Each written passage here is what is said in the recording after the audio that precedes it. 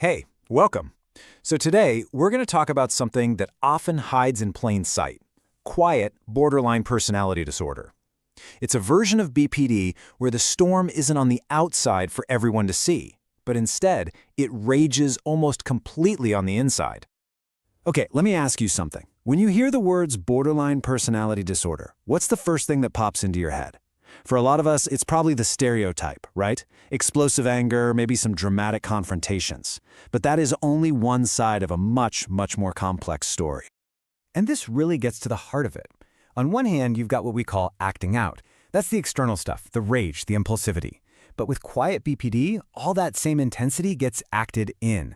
It's all that pain getting turned inward, and it comes out as guilt, as fear, as withdrawal. And that is the world we're going to be exploring today.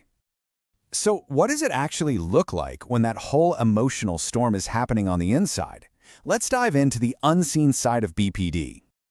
First off, what is quiet BPD anyway? Well, it's not actually a separate diagnosis. Think of it more like a different expression of the disorder. The core idea is pretty simple.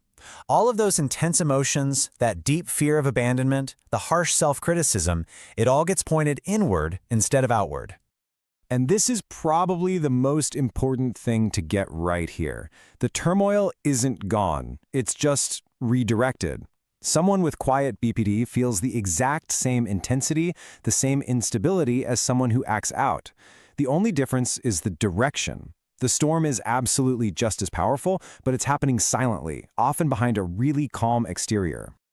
So what are the signs of this inner storm? What does acting in actually feel like for someone? Let's break it down. Okay, first up is this really profound sense of self-blame. When anything goes wrong, it could be a small misunderstanding or a huge fight, the immediate default reaction is to turn all that blame inward. You know that little voice inside? It's just relentless, turning any situation into more proof that you've failed somehow. Yeah, this quote just says it all, doesn't it? It's not about taking responsibility. It's about absorbing blame for things that are completely out of your control. It's like carrying this constant heavy weight of shame that just colors every single interaction you have. Now that fear of being abandoned, that's a huge part of BPD. But here it plays out in a really tricky, almost paradoxical way. Instead of, say, clinging to someone to stop them from leaving, the person with quiet BPD might do the exact opposite. They might be the one to pull away first. It's a defense mechanism, really, born from this deep belief that they're going to get rejected eventually anyway. And what about anger? That's a big one in BPD. But here, it gets turned completely on the self. Instead of blowing up, it implodes.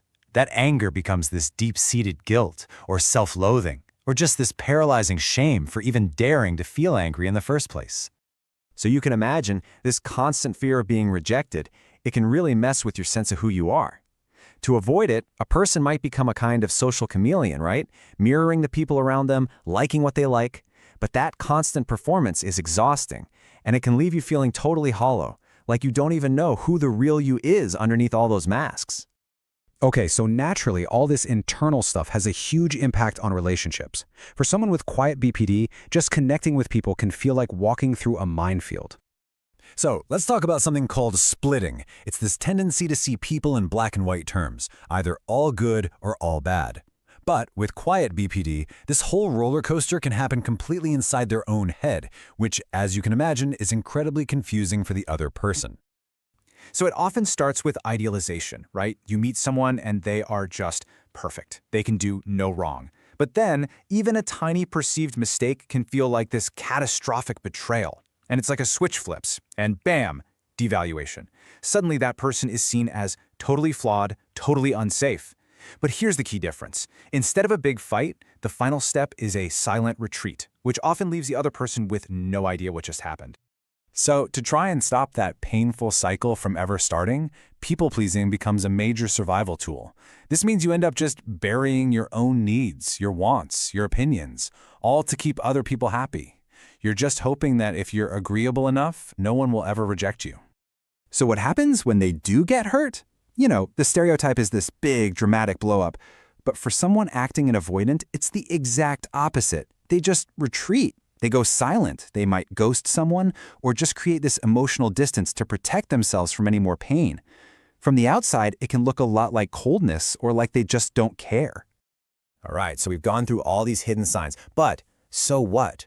Why does understanding this quiet version of BPD actually matter so much? Well, it's all about moving past that loud, disruptive stereotype.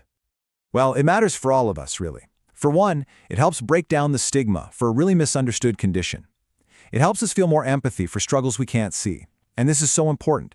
It validates the experience of people who are suffering in silence. It reminds us all that the loudest pain isn't always the deepest. It's about learning to see that hidden pain in other people and maybe even in ourselves. And that's really what it all comes down to, isn't it? You can't really have compassion for something you don't understand. By shedding a little light on these hidden experiences, we're opening the door to being more empathetic and building a more supportive world for people living with this incredible internal pain. So I want to leave you with one last thought. Even though we've been talking about a specific condition, it really points to a bigger, more universal truth. We all have this huge inner world that nobody else can see. And it just makes you wonder, right? How much of our lives, our struggles, our joys, are lived entirely on the inside?